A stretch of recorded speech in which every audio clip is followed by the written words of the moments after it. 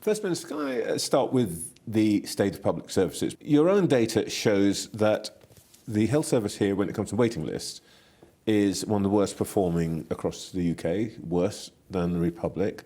There's 500,000 people waiting for consultants' appointments. Now, you've put £215 million into the system this year. I see that you're planning to put a lot more into next year. Now, what's the problem here?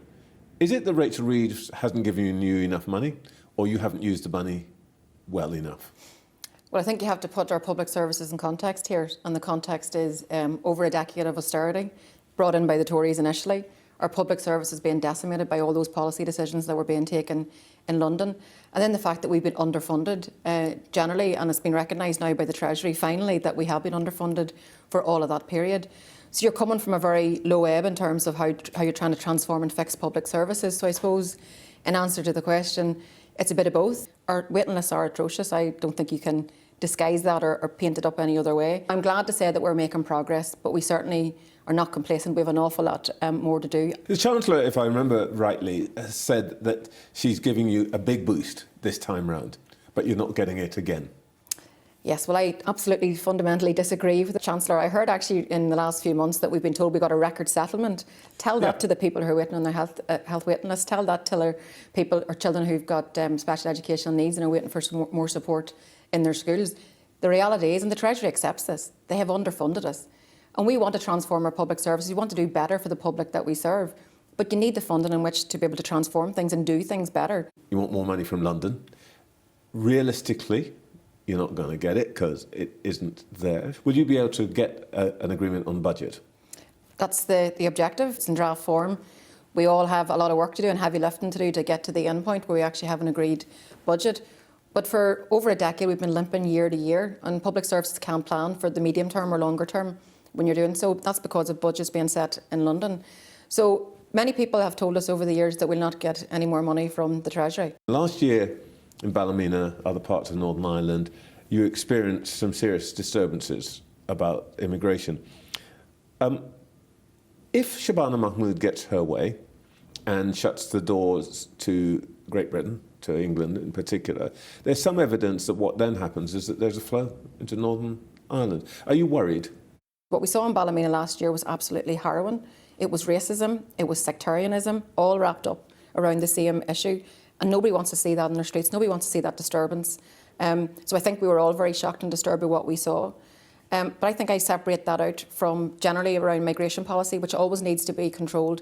We need to have a fair system, an efficient system. Because one of your issues here is that you've got very low levels of unemployment, below 2%. So pretty much come what may, if you're going to have any growth, you must have more workers. Is Northern Ireland ready for that? Yes, I represent Mid-Ulster, a very strong manufacturing base. Our engineering companies are calling out for workers. They can't get enough people to come in and work in their factories. It's the same across a lot of our food companies, our health service, when it comes to our carers. We need a lot of this migrant labour. But I think, in generally, I think a lot of this issue, particularly because of the rise of the right in England, and we're seeing this agenda that really is about targeting migrant workers, I mean, that is absolutely atrocious, and it is racism in its direct form, and I would say that very bluntly. But when it comes to migration, it's clear for us all, we need to have controls. It needs to be a system that's fair and efficient. Let me ask you about a piece of legislation that's going through Westminster now, and that is the legacy legislation, removing immunity from people who have been involved in troubles.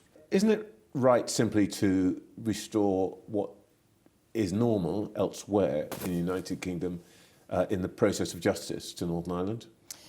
Look, I think we all recognise that we come from a very complex past, many tragedies, many injustices. We have an awful lot of work to do to try to heal the wounds of the past and actually allow families the ability to be able to heal. All families want access to truth and justice. But what we're seeing play out in Westminster is preferential treatment for British state forces and avenues being closed down for families who want access to truth and justice or access to the courts. So the British government saying to them, you're not good enough to get information, at the same while elevating and trying to give preferential treatment for British veterans. That will never wash, and it'll never allow us to move forward and never allow us to get to a space where we actually have the maximum support of victims and survivors in a process that allows them to heal and actually to move forward. And I think that's the prize for us here, because I represent the Good Friday Agreement generation. I was in my early 20s when the Good Friday Agreement, the peace agreement was brought about. That was hard won. But my job as political leader of today is trying to help to heal the wounds and to move us forward. But we're only going to do that if there's fairness across the board.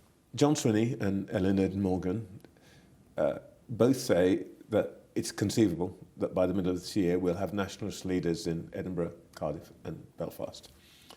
And that presages the breakup of the United Kingdom. Would you welcome that, and would you make common cause with them? Well, I'm an Irish Republican. I'm First Minister here, but I make no secret of being an Irish Republican who wants to see Irish unity. I think that is a prize for each and every person who lives here. That's the opportunity that I reach for. It's the opportunity for the future, for us to design something here that we all have our hands on, that we unite the people who live on this island. Partition hurt us all, every single person, Catholic, Protestant and dissenter. Can you imagine a border poll, as they call it, in your time as First Minister? Yes, I absolutely can. I think my party's view is that we should have this by 2030. I think that's only a short way away. So now is the time for the planning and the preparation. I don't want done to the people here what was done in relation to Brexit. Brexit was an economic self-harm, a massive act of economic self-harm. It was done against the wishes of the people here. We have an ability to take control of our own fortunes. I encourage all political leaders to reach for that together. Let's find accommodation for each other. Let's build a new Ireland where those of us that have an Irish identity, a British identity, and those people have made here their home, we can make this a much better place for all of us, an inclusive place. That's the prize I'm reaching for.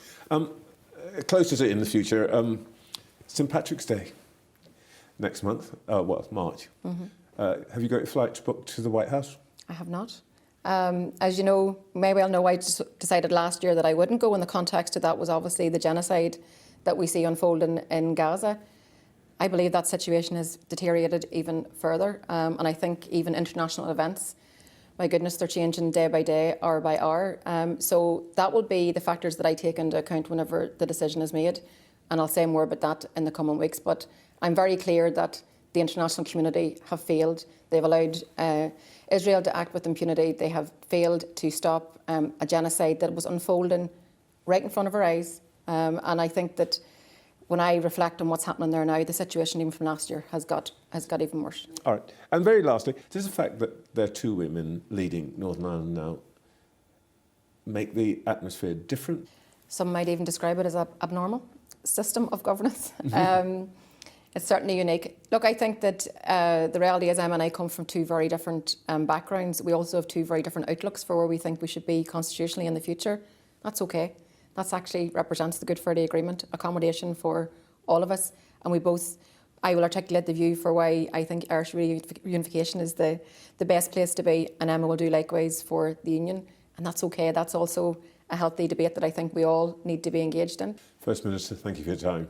Thank you.